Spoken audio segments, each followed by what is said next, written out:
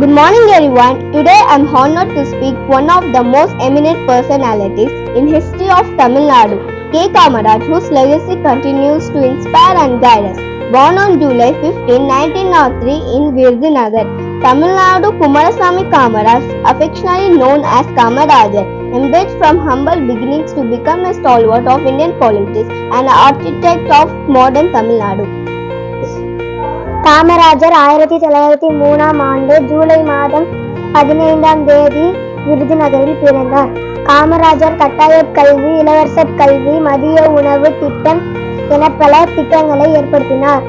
1954 தமிழ்நாட்டில் முதலமைச்சராக பதவியேற்றினார். கர்ம வீரர் காமராஜர், படிக்காத மேதை, கருப்பு காந்தி என பல பெயர்களை இவருக்கு உண்டு.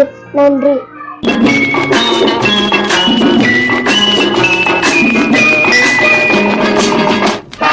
காமராஜர் வாழ்க, சமத்துவம் நிலைத்து வாழ்க.